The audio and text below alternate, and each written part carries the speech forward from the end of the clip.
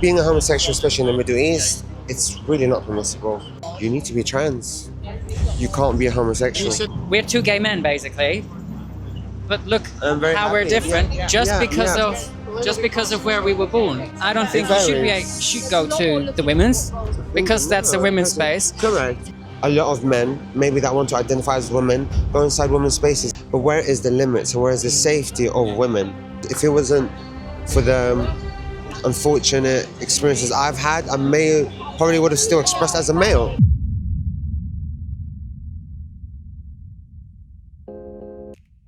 Hi everyone! Last Friday I was in town to support Graham Linehan at his trial.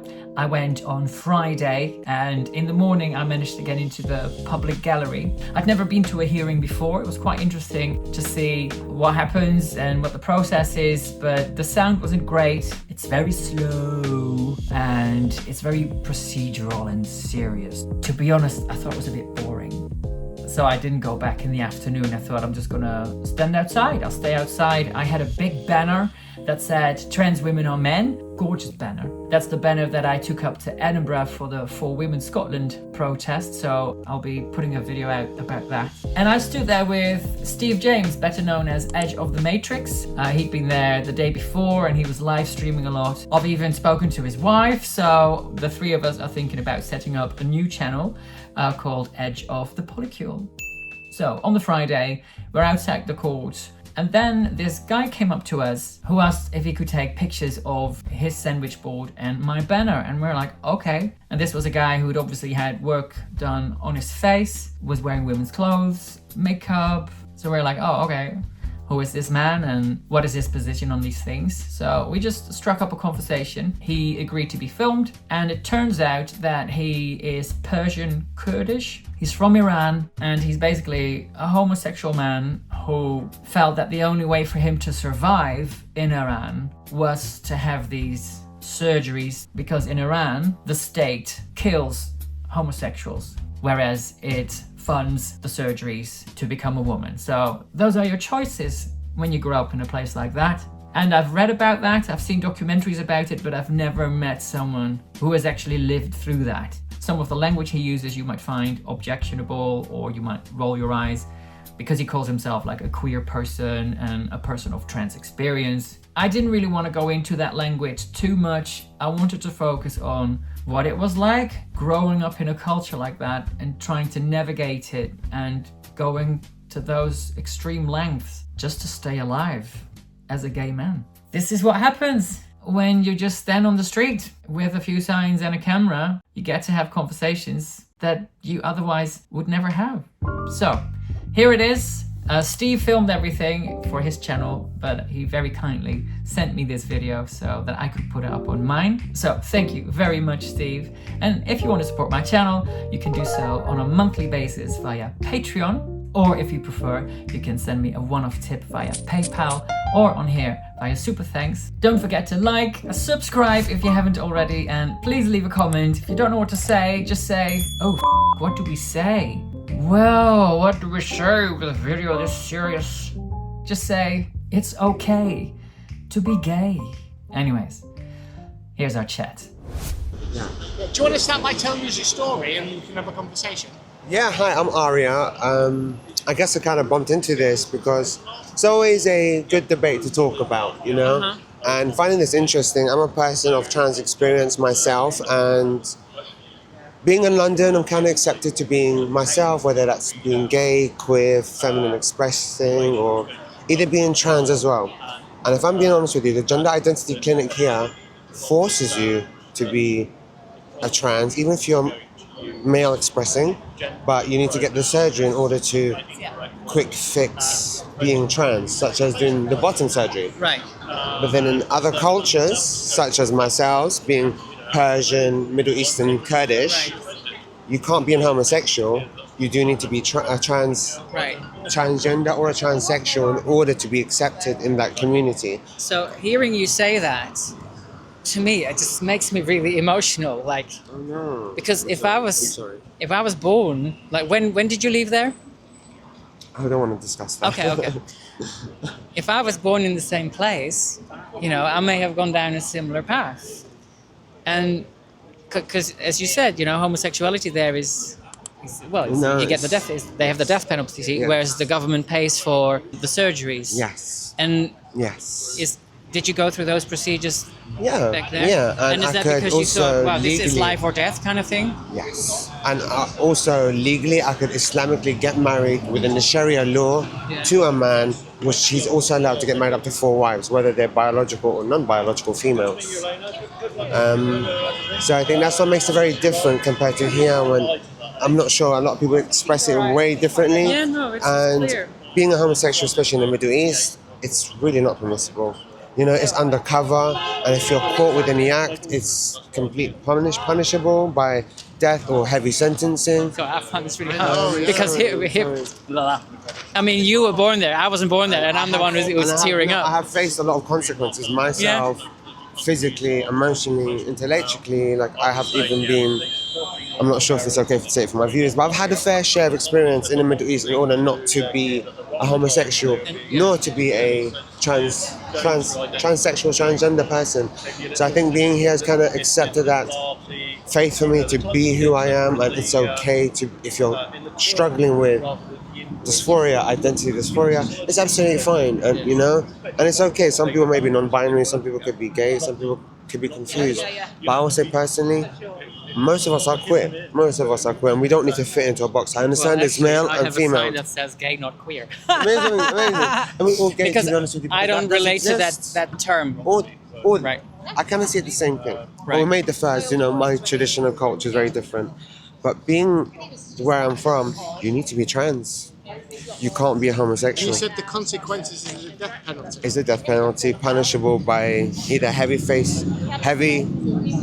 fine penalty, kidnapping, very common to this day, and your family needs to pay so much in order for them, the militant especially, not to kill you. I'm being very honest with you. Yeah. And Especially look someone at the like two of myself. us, right?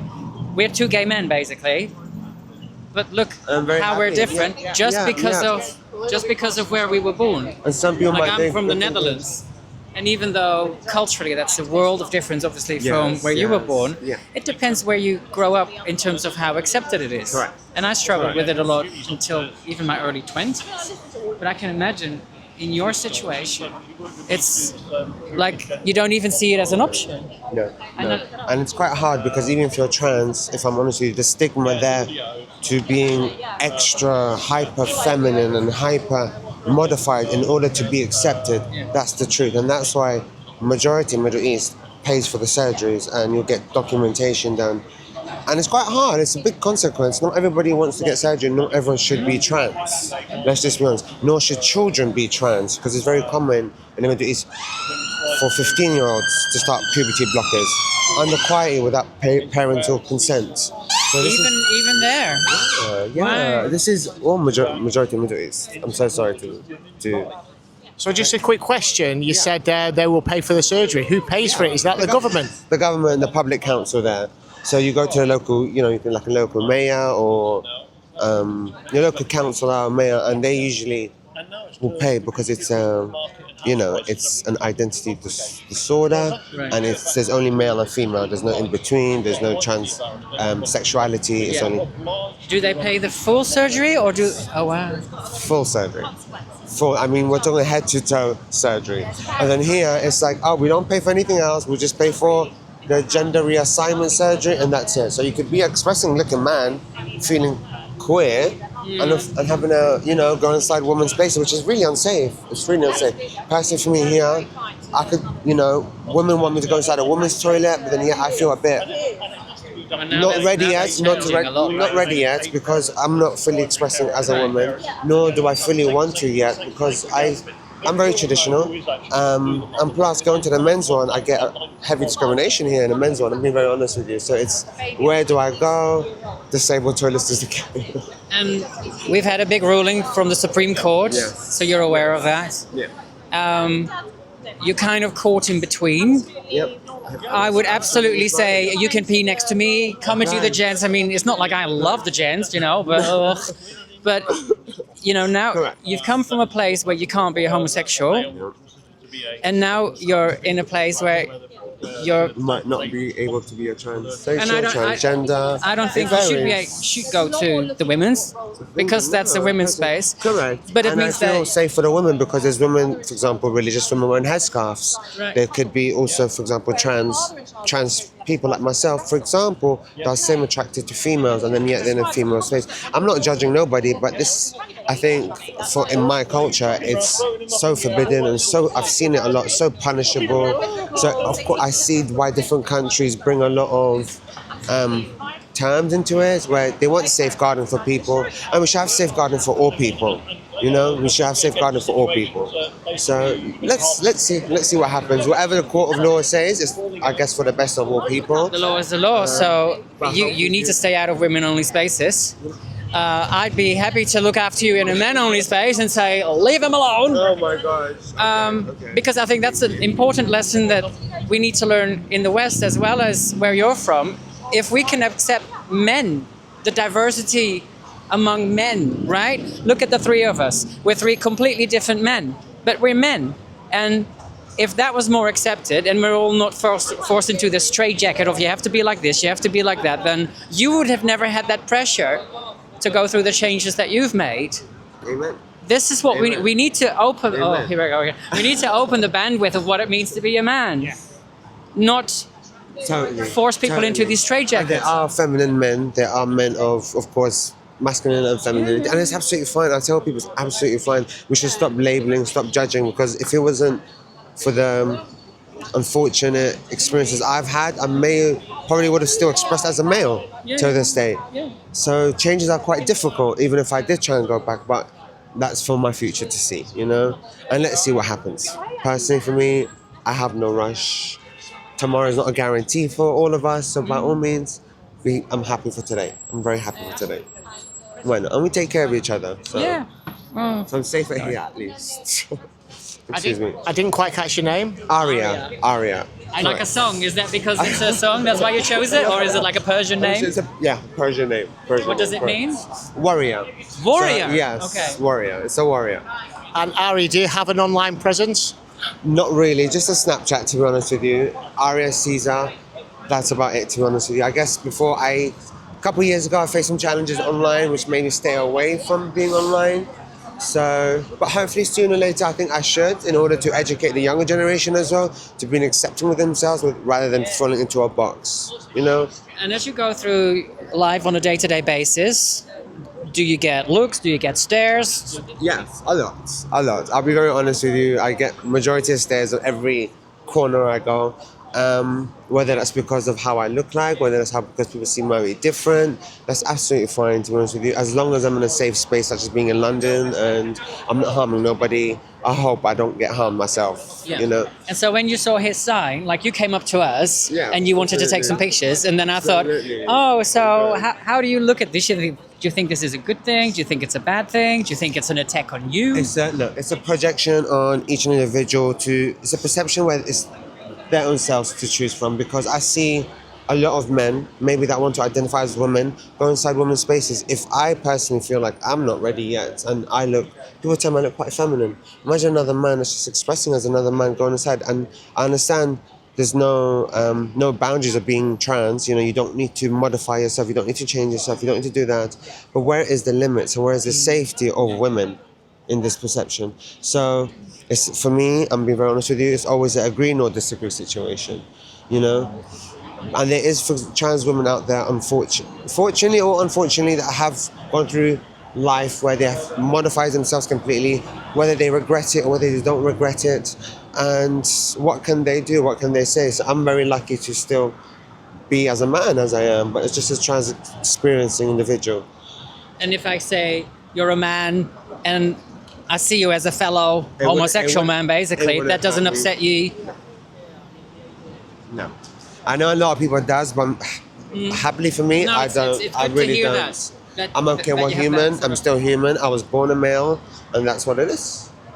Other people's their choice, what they want to think. Personally, for me, I'm very happy with how I am, and I'm still safe. That's what matters. Right, so we're here. Actually, if we get together like this. Okay, if we get the fun, just come a little bit closer, guys. Of course. Yeah, okay. Right, so here's the three of us. Yeah. So here's a message to the world. You know, you see three men here standing together, see very different men, but you know, we're men. And if we can broaden that bandwidth of what a man can be, I think we'd have a lot less shit in society, to be honest. Yes.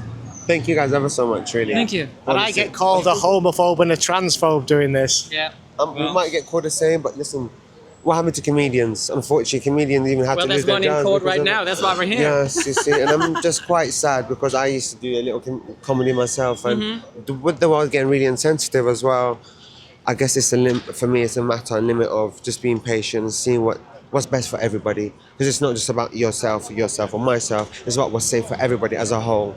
You know. But yeah, thank you guys so much. Sorry, I had to rush to work.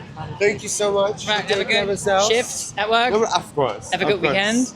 Oh my goodness. And thanks for this chat. Thank you. See you soon. Bye-bye. Bye-bye.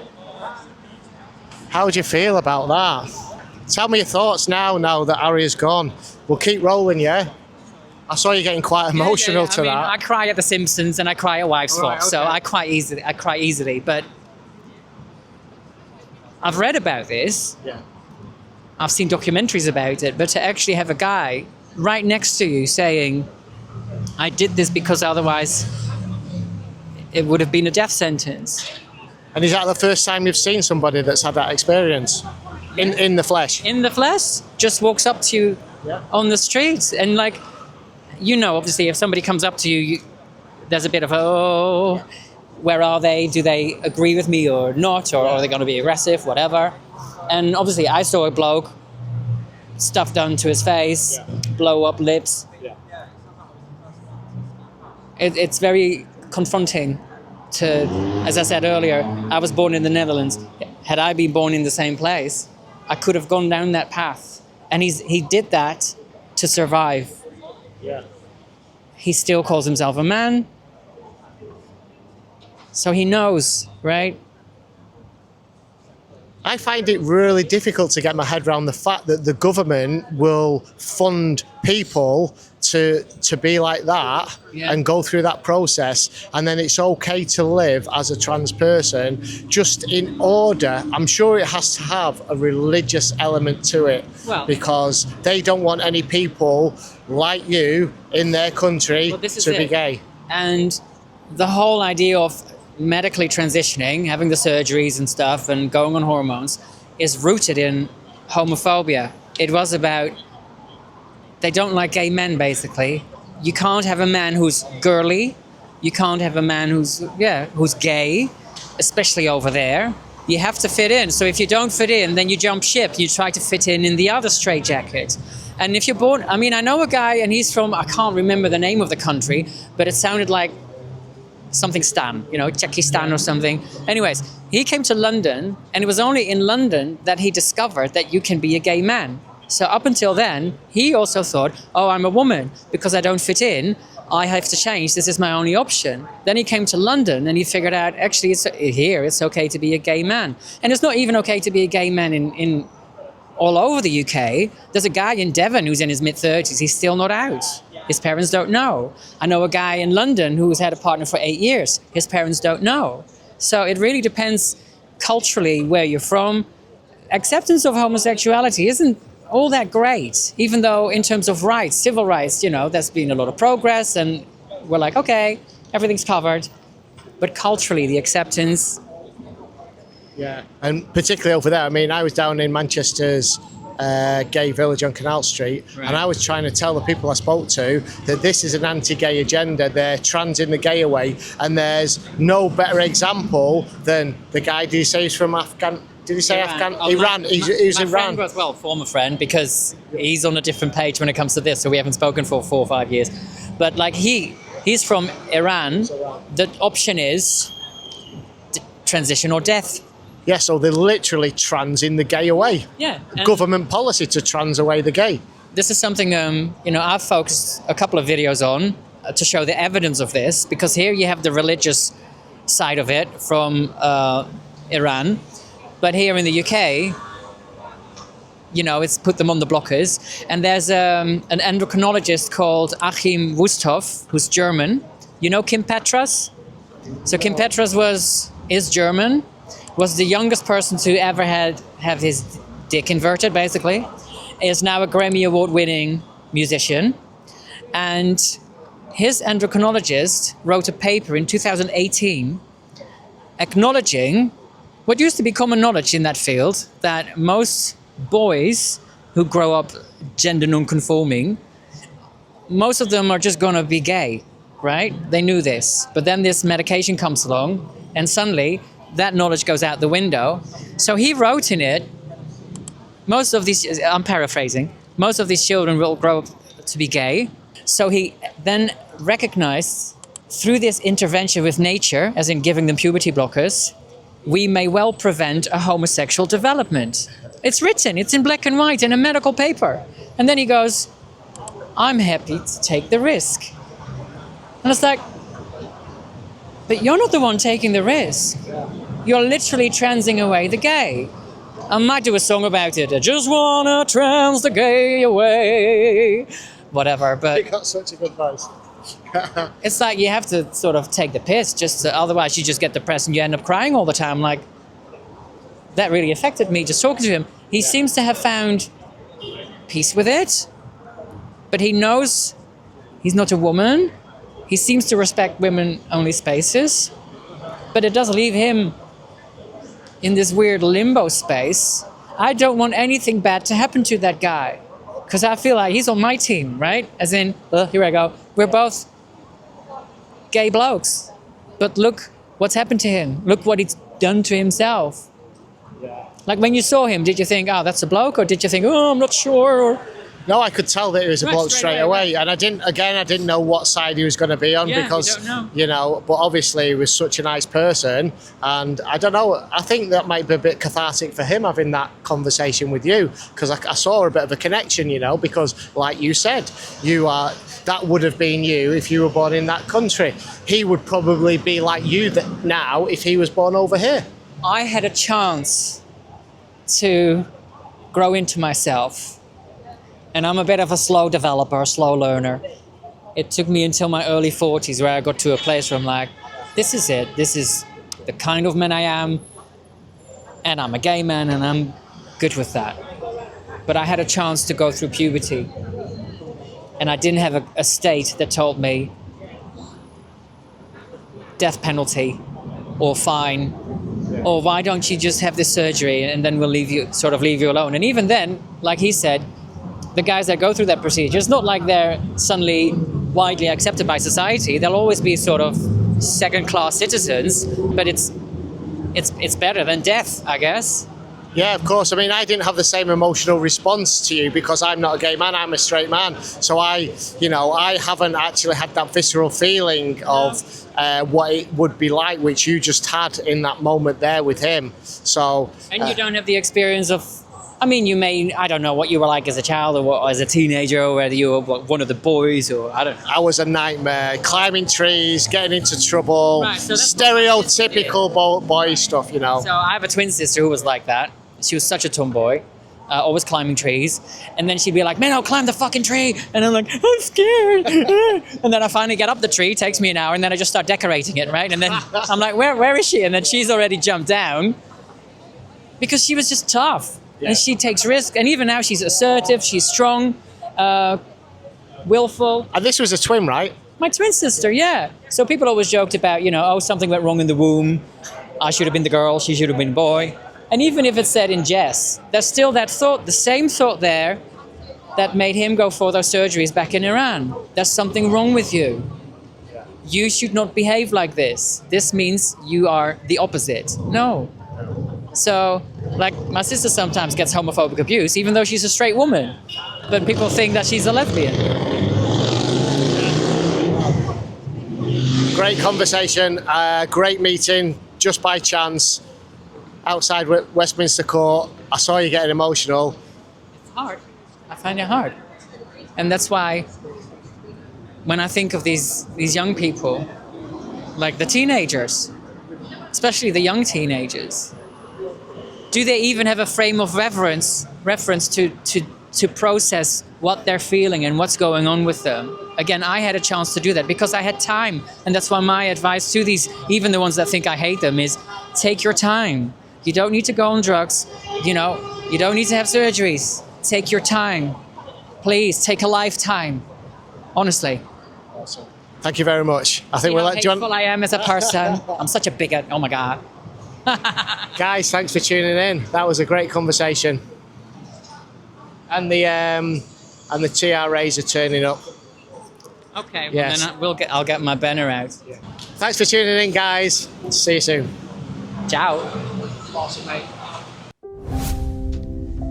Thank you so much for watching, and thank you to my PayPal and Patreon supporters. Because of you, I can make videos like this. Special shout out to my big spenders.